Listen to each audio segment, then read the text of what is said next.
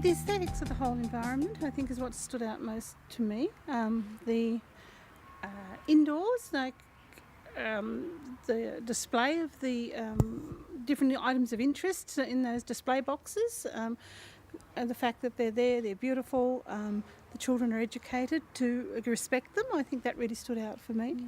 And I think what stood out for me is possibly the way the children have been educated to appreciate what's here. Nothing seems to get broken or destructed. They just seem to fit in, don't they? And I love this natural environment out here in the garden. This is absolutely gorgeous. A lot of hard work, we can see that. Lots of hard work. Not very keen gardeners, but it is really very appealing.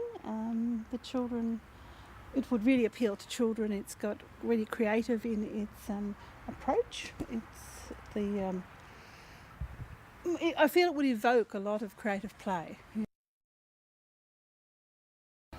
How homey and how natural the environment has been. Like they've utilised all the natural things in the environment, like as you would at home. Nothing is artificial as such. It's just all very natural, and you don't have to. It hasn't been bought, especially from the toy catalogues and the bits and pieces like that. It's all, it's a very relaxed and very laid back layout and very free flowing. Yeah.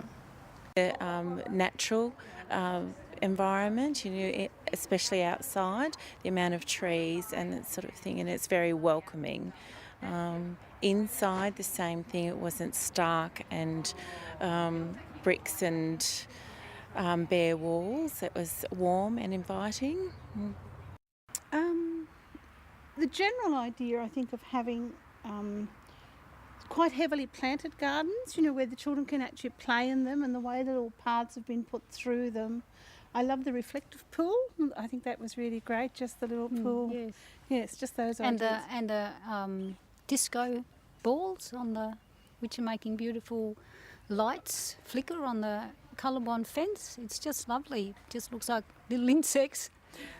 I think something else that stood out about this centre is that it's not a purpose-built centre, which gives a lovely homely effect, but it also just shows you what you can do with any set environment. It's wonderful. Yeah.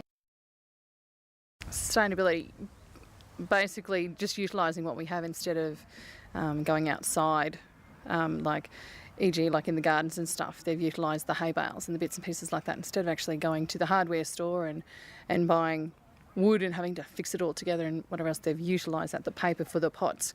Sustainability is using what we have and making the best of it. Some of the storage ideas and display ideas for the children to be able to just help themselves to a lot of things. We've got some of that in place now, but it's nice to be able to have other ideas and extend that. And also for outside, with the garden and things like that, because that's something that we're endeavouring to start. So it's good to see something already working, so we can use some of those ideas. Wow, I think they've utilised everything they can. It's just, it's fabulous. It's a very good example for anybody to have a look and get some lovely ideas from. Yeah, very natural. I think that particularly nowadays, the children are so used to throw away things and that sort of thing. So I think it's a good idea to be able to teach them about where those things actually come from and what happens to them when they're finished with them. So, I think about passing things on for them to learn about in their life, not only at kindy, but, at home as well. And I'm a grandparent, so I'd like to think that my grandchildren are going to have a great world to still be living in, so yeah.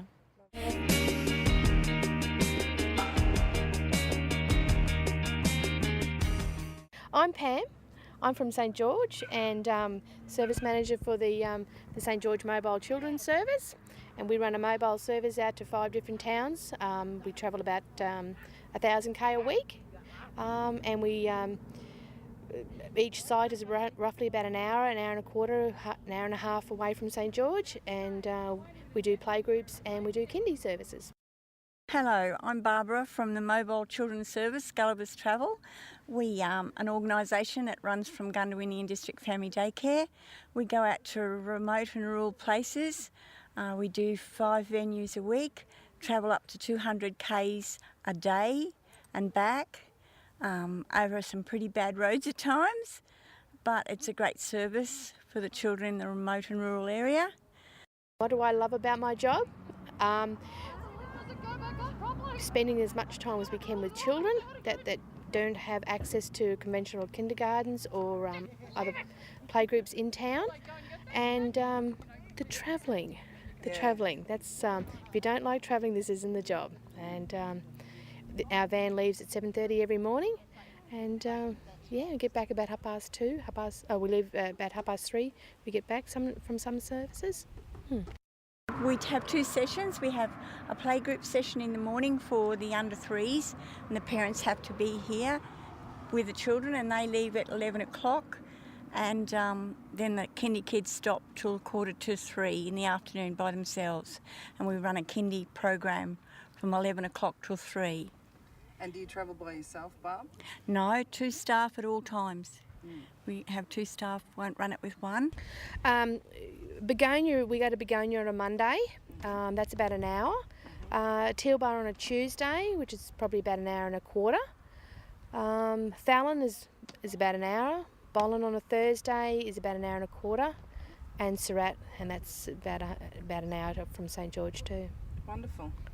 Thanks, Pam. No worries, thanks. Okay, we leave at 7 in the van, going at 7, and don't get home till about 4:45 every day. So it's a big day, and it's we set up in little venues. Sometimes it might be just like this, but most of them have got little buildings, they're church halls or community buildings that we have inside and outdoor area. But a lot of burnout with staff because of the long hours and the distance travelling and the carting. Yeah. What is in-home care? In-home care is actually when a carer lives on the property with the family, and there's a number in around St George, and they as far west as Charleville and Cunnamulla, and our parent office is in Maryborough, and I touch base with them on every 3 months.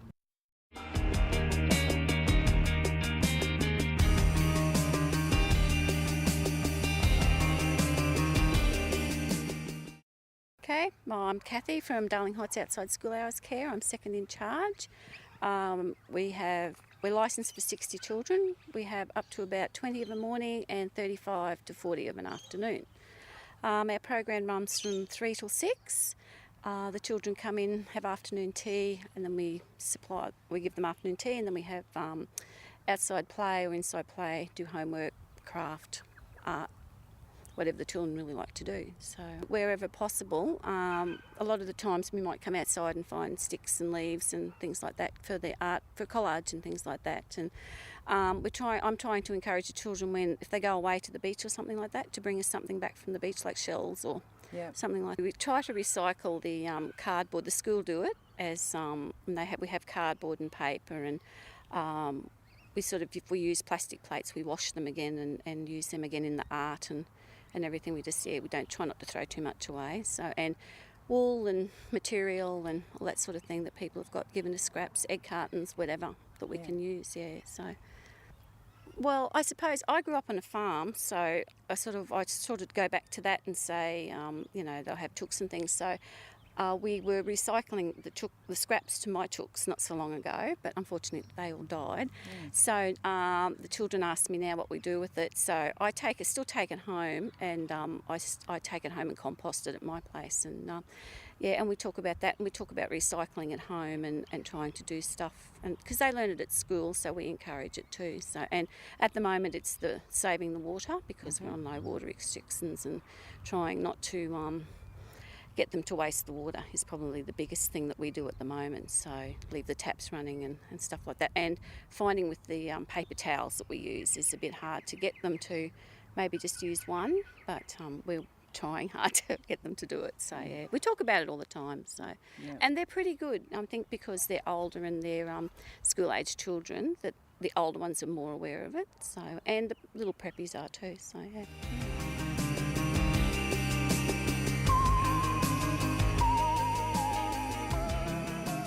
I'm Joanne Riddell, and I've been doing childcare for 6 years, almost 6.5 years. And I do home-based family childcare where the children come to me and we do arts and craft and we play, and it's more natural environment, a bit like coming from home to home really. Yeah. Yeah. And I noticed out in your yard you planted natural grasses, and did the kids help you with gardening? Yeah. We did that mainly to teach them about the drought and to be water wise. All the plants we've planted don't need watering, they just get water from the rain. Yeah, sort of teach them how to preserve water. I also noticed that on some of your the art that you've got up on the wall that you use recycled things. Yes, Yeah? definitely. Yeah, bottle tops, or cotton wool, anything, paper plates. You name it. I'll use something. Yeah, we'll make something out of it. And Yeah. do you collect that, or do the parents? Oh, I do usually, but the parents will bring things like they'll bring egg cartons and sort of things like that to see if I'll use them. Yeah. Yeah. The large open spaces, the children have lots of space for playing. There's a low number of children, but they've got a really vast play area. The way that they've got variety of textures so that the children are exposed to a lot of different elements, which has been good. Beautiful natural light, lots of shaded areas as well, and the beautiful gardens. It's, with drought-resistant plants. It's really beautiful. I must say, I'm just blown away because I've never been in a family daycare situation either, and I thought it would be very different to this. And I think a lot of what we've seen today is people doing the best with what they've got, and it doesn't have to be a great expense. Although there's obviously been a lot of thought and effort put in to this setting. But it's just really conducive to children exploring the way things are displayed. Yeah. I think that really comes into it, because if all those toys and activities were in big boxes or something like that, I don't think the children would want to be playing with them as much. But they're displayed so beautifully on the shelves and encourages the children to put them away as well. I think the artwork is displayed respectfully. And it's all dated, and the children have got their names on, and they've got that ownership, and they've all got their own little journals as well that they can take home, which I think is a really good thing, so parents can follow up. I mean, there's only the one family here, but still, they mightn't always have the time to have that chat in the evening, so I think that's a really good idea as well. It's relaxed, it's laid back, they're part of the family, you can bond easier one-on-one time. Yeah, you can get to really know the children a bit better. Thank you very much. Thank you, Tara. thanks. Okay.